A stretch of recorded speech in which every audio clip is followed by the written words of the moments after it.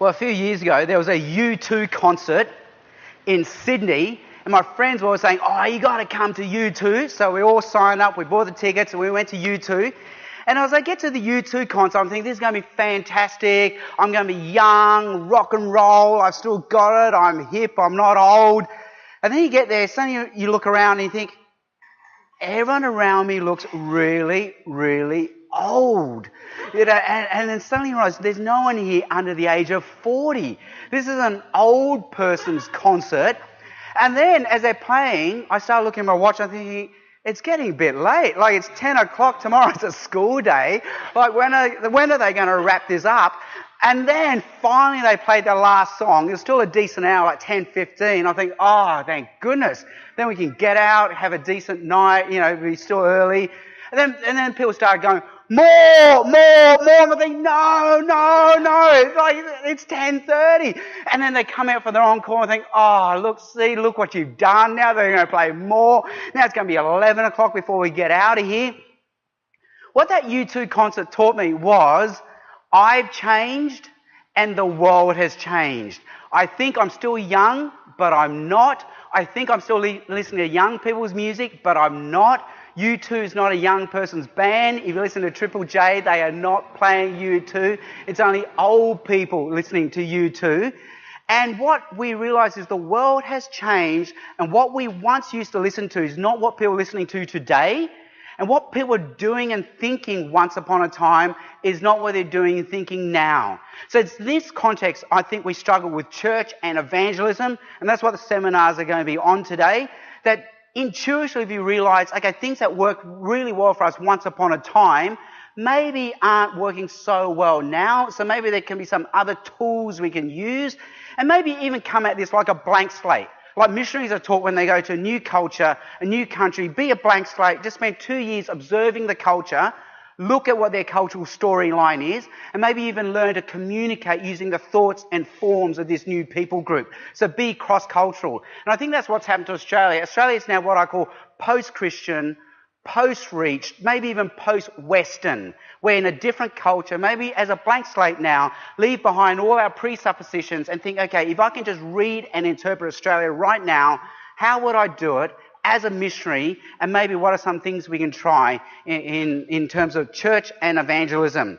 So in the first hour, we're going to look at how to make church evangelistic, and we're going to look at a few things. In the second hour, I'm going to give a sample talk, and the third hour, we'll have some Q&A time. So in this first hour, I'm going to look at how we can make church evangelistic, and I'm going to look at maybe what the Bible has to say about church and evangelism. Then we can look at the concept of church and evangelism. We can look at the reality of church and evangelism. Then I'm going to make maybe 3 suggestions on what we can do.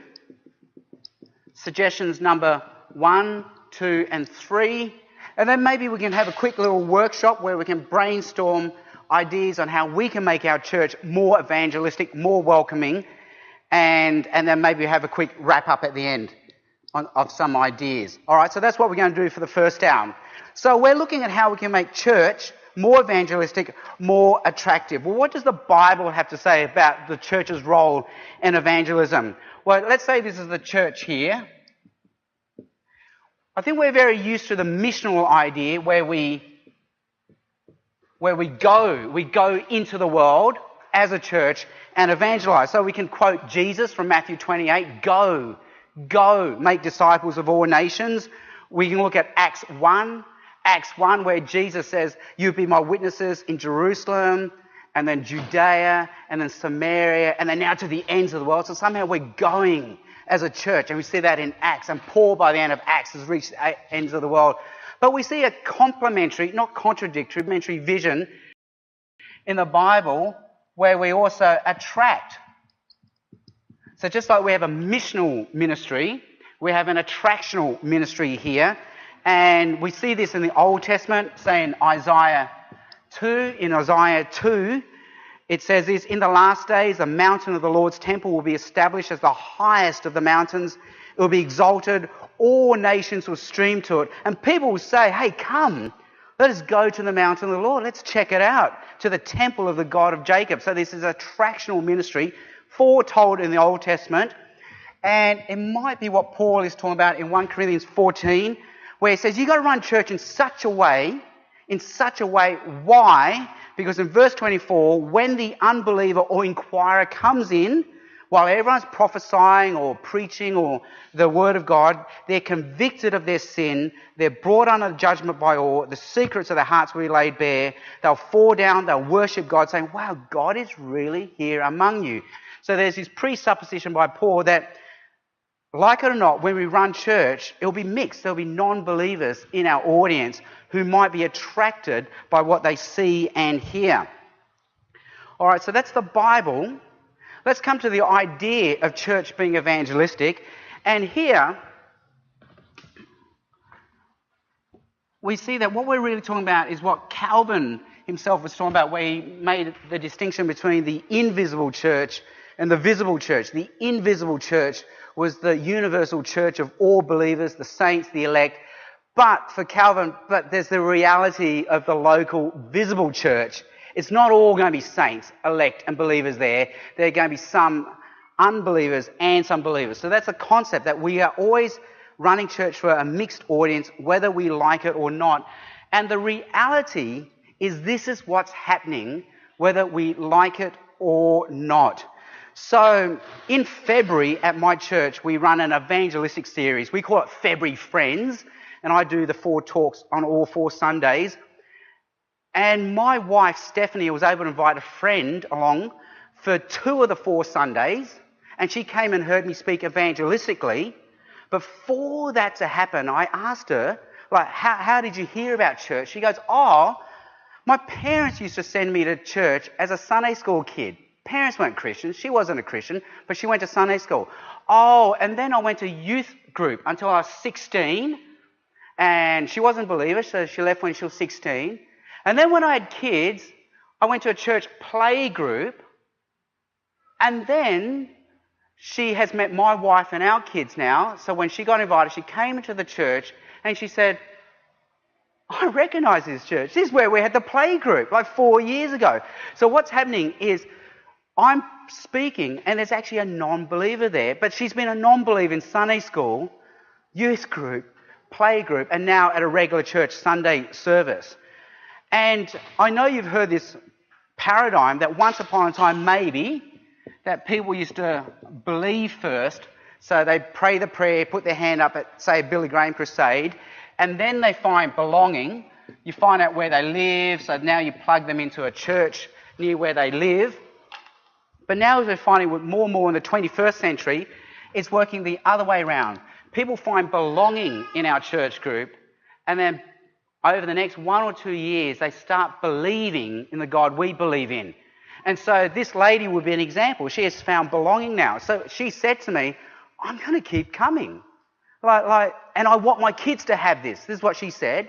There's another lady at this church. She came and heard me 2 years ago. She has kept coming for the last 2 years. She's not a believer, but she puts her kids now in the youth group, puts her kids in the Sunday school, and she's on the morning tea roster. There's another guy who's been coming for 3 or 4 years. He heard me speak. He keeps coming. He's on the church setup roster, but he's not a believer. So we're finding these people aren't just coming, but they're in our rosters, and they're very supportive of our youth group, our Sunday schools. And so I've got to understand as a speaker, when I preach evangelistically for my 20 minutes, the non-believer there actually isn't just sitting there in a vacuum. They are a product of the last 2, maybe 16 years of this thing that's been happening. And I'm just coming in and reaping the final act. It really is what Paul says, some water, some plant, some sow.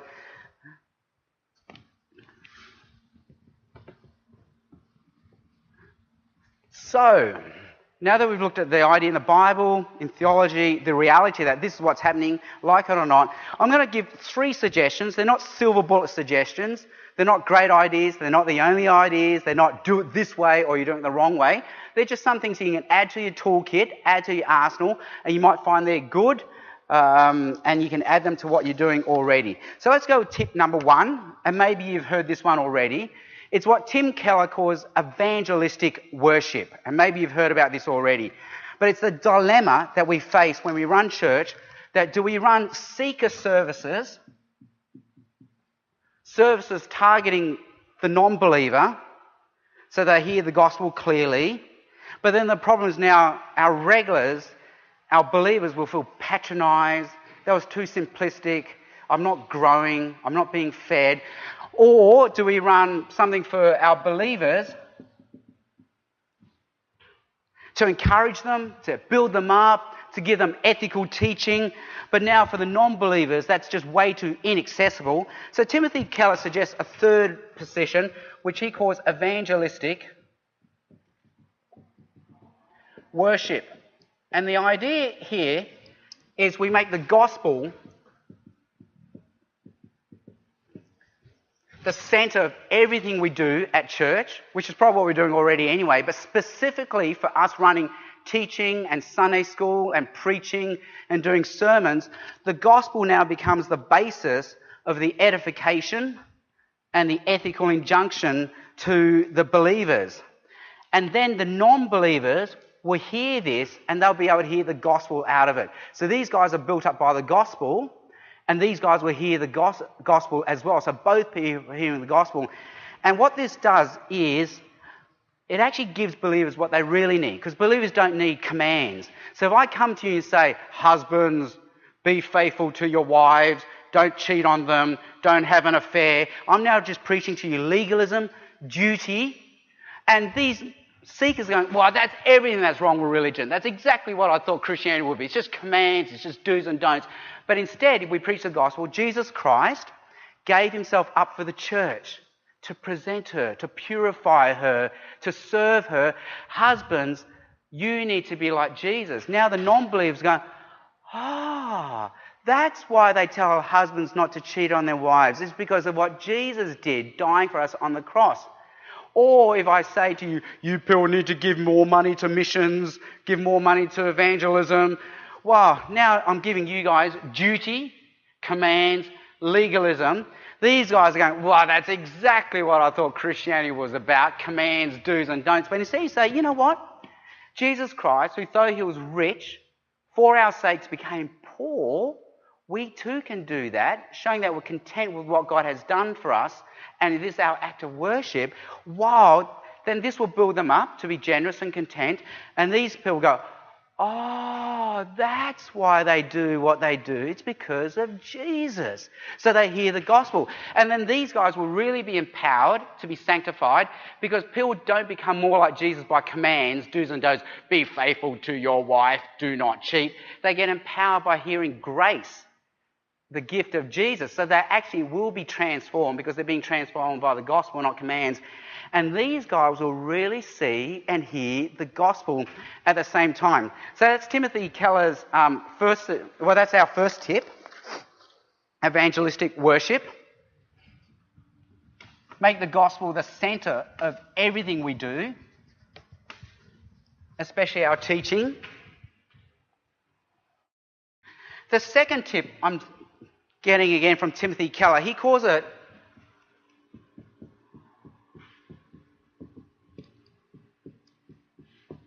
the McDonald's moment. He says if we go to McDonald's has a name for it, the McDonald's moment. It's that moment when you interface with the McDonald's employee across the counter and they say, good morning, can I help you? And that effect is the McDonald's moment. Can they make that a positive, uplifting, wow moment for you, or a disempowering, negative moment for you? So they engineer everything for that McDonald's moment. That is how they train their employees, that McDonald's moment. So then Timothy Keller says, what's the equivalent for us in church? He says this is the equivalent for us in church. It's that moment when someone sitting in our congregation goes, oh, I should have brought a friend today. Today would have been perfect. I should have brought a friend. Why didn't I bring a friend? And if we can engineer everything towards that McDonald's moment in church, people going, I should have brought a friend, then people will bring their friends. Because what's happening right now is we tell our friends, next week we've got a really good service, bring your friends along. They're all sitting there going, Not if it was like today. I'm not bringing a friend. Not if it was like today. And so no one brings a friend. And then next week when we run church, we look in front and think, hey, it's all our regulars. I would just run church as if it's for regulars because there are newcomers here. And again, the cycle perpetuates. People are sitting there going, well, that's it. I'm not bringing a friend because that's how they run it.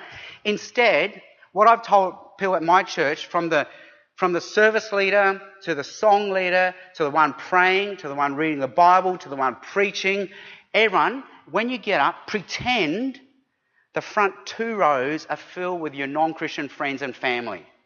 Like pretend, run church as if the front 2 rows are full of your non-Christian friends and family, and that will change the tone of how we do things. We lose this intuitive, smug, self-righteous way of running church, and we become much more receptor-orientated to how this is being heard by a non-believer. And it changes the tone, and as we do this, people will sit and go, I could have brought a friend today. Today would have been perfect. I wish I had brought a friend. And this takes 2 years to make happen because you have to sort of change the DNA of your church culture. So we actually sat down once, our church service committee, we sat down and we said, this is our vision. This is our vision. So we're all united, all the song leaders, the prayers, the service leaders, the preachers. We're going to work everything towards a McDonald's moment. We've got to run church so that everyone sitting out there goes, I should have brought a friend today. And we do that by pretending in our mind the front 2 rows, they're always empty anyway, the front 2 rows, are filled with your non-Christian friends and believers. And it takes 2 years for it to trickle down, but it slowly works. So think about those, how it's so subconscious that we run church as if there are no non-Christians there. So I'll give you an example. I got once invited to speak at a large church for their missions month. It was evangelistic month. And I was speaking at one of the 4 Sundays. It was deliberately, bring your friends, bring your friends, bring your friends. And then the person who got up to pray before my talk, prayed for like 15 minutes, which again, nothing wrong with that. But I had friends who brought a non-Christian relative. They go, like my relative just didn't know what to do for those 15 minutes. And again, nothing wrong with long prayers, but then the tone was so smug. It was really this self-righteous tone, dear God. It almost sounded like a paraphrase of the Pharisee and the tax collector prayer. Like, dear God, we thank you that you have blessed us so much. We're not like the world who's got it wrong in these areas. And he's saying that someone's forgotten to tell it. People have brought their non-Christian family here. And then also at my own church, even though I've tried to change the DNA, even just this year, my talks for February got uploaded on the church website, and they're all labelled February Outreach Series, like on the website. So again, forgetting this is where your non-Christian friends are coming to try to download this sermon. There's something screaming, this is an outreach sermon targeted at you. So we forget. So that's tip number 2. Work to create that McDonald's moment. And this will take 2 years for the culture in our church to change. And then the third thing we can do then, to even help get us to the McDonald's moment, is to anticipate the defeat of beliefs. And some of you are quite familiar with this, but the top defeat of beliefs right now are, as you know, the problem with other religions. You're not saying Jesus is the only way, are you? Surely other religions will get us to God. The issue of freedom. I should be able to do anything I want. Who is your God to tell me what to do? What is your Bible to tell me what to do? The problem of judgment. How can God send people to hell? That's so intolerant. It's so judgmental. It's so hateful. The problem of science. Hasn't science disproved God? The problem of suffering. How can a good God let bad things happen?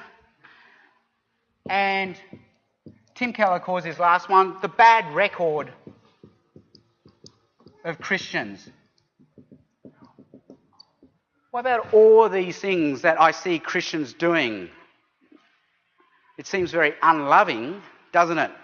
So what we can do is we anticipate, this is suggestion number 3, anticipate what defeated beliefs are happening inside the minds of both the non-believers and the believers. So I'm going to talk about preaching now, but you can see how it has similar applications for anything else, like youth group, Sunday school teaching.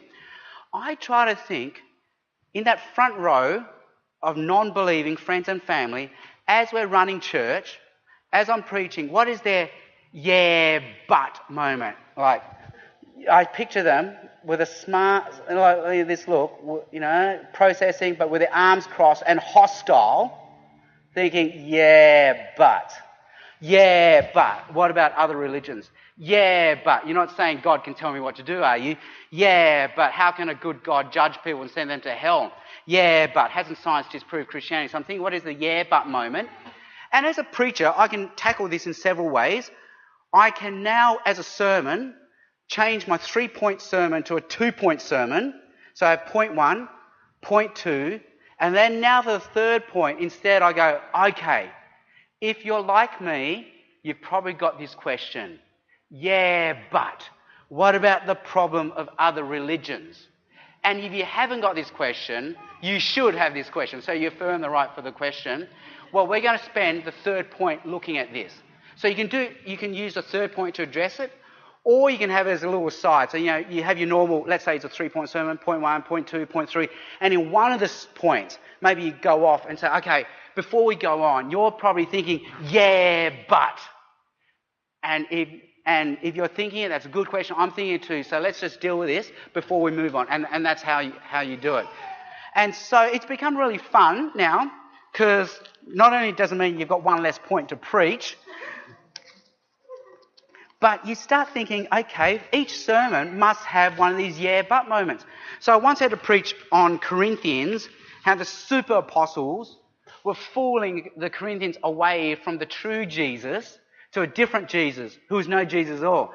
So the whole sermon was set up, okay, what would trick you into leaving the true Jesus for a different Jesus, who's no Jesus at all? So point 1, maybe it's the impressive packaging of the speakers, and that happens today. Maybe it's the attractiveness of the message, and that happens today. But third point, what will be the yeah, but? What's the yeah, but? What is something yeah, but? If I'm saying, don't let someone attract you from the true Jesus to a different Jesus who's no different, who's not true at all, what's the yeah, but moment? How I know you're not that, you're the different Jesus. Yeah, I know, your Jesus is no different. Yeah, that's good. Okay, and there's no one proper, there's many, yeah? Yeah. So, yeah, but what makes your Jesus the true Jesus? So, similar to your one. So, what makes your Jesus the true Jesus? So, then I go, yeah. You'll think, yeah, but what makes your one the true Jesus? Aren't all religions the same? Aren't they just different ways of the same God anyway? So, I was able to do that one. Okay, another sermon. They gave me Deuteronomy 13, which I'm sure none of you have had to preach on. So, cities of refuge. So, from there, I was able to get the idea that these cities of refuge exist to protect innocent blood. Because if innocent blood is spilt, God cries out for justice, judgment, punishment. Now, what's your yeah, but moment? This one's a bit too easy, isn't it? Yeah. So why would God want to judge people for spilling, for crime? All right, so then I shared this with Aaron Koh, who's now a missionary in Taiwan. But back then he was training our church. I said, try this out with your sermon. So in our preaching series, he scored 1 John 2. 1 John 2 is how do we know who are the true Christians? And according to 1 John, true Christians are true Christians because of 1, what Jesus has done for us, he saved us. But 2, they obey Jesus' command to love. All right, so what's the yeah, but? What's the non-Christian thing in the front row? Yeah, but. Yeah, come on. You got to deal with this before you move on. So that's what he did. All right, yeah, and then one time I had to preach from Luke, where Jesus preaching in a synagogue, a demon-possessed man comes out and interrupts him. So what's the yeah, but moment in this sermon? Science, come on, demons. You don't want me to believe in unicorns and fairy godmothers right now. Demons, this is the 21st century, post-enlightenment scientific method. Demons, really? Sure, wasn't this epilepsy or mental illness? You still believe in demons? That's the yeah, but moment. So, what happens when you do this? The Christians there suddenly have a McDonald's moment. Oh, that's what my friend was asking me. I wish I brought my friend today. So ever since I've started doing this yeah but moments, that's the response I've had. I had a guy saying, oh, I should have brought my brother. Today would have been perfect for my brother. I once spoke at another church once, and these parents came up to me afterwards. Thank you. That's what our daughter's always been asking us about. So then they start thinking, I could have brought my daughter. I could have brought my brother. So we start preaching as if they're non-Christians there and anticipating the answers. People have that McDonald's moment and think, I should have, could have brought a friend today. Today would have been perfect. And if we keep doing that consistently, they know they can bring someone next week, because next week will be just like this week. All right, and we can do that at a level of sermon, Sunday school, youth group, sharing, other things like that. All right, now, I think most of us came with our church friends. So what I'm thinking is maybe for the next 10 minutes, get in the group of the church that we came in, or if you're by yourself, just find a group to slide in with, and just workshop. What do you think is making your church uninviting right now to a non-Christian? And start brainstorming ways you can change that. And if you want, go to more advanced, and how can we engineer the McDonald's moment? So not just get non-Christians into the door, but how can you get Christians thinking, I should have brought a friend today. All right, so let's break into our groups, and we'll workshop this for about 10 minutes, and then we'll just hear from each other, and we can learn from each other's suggestions.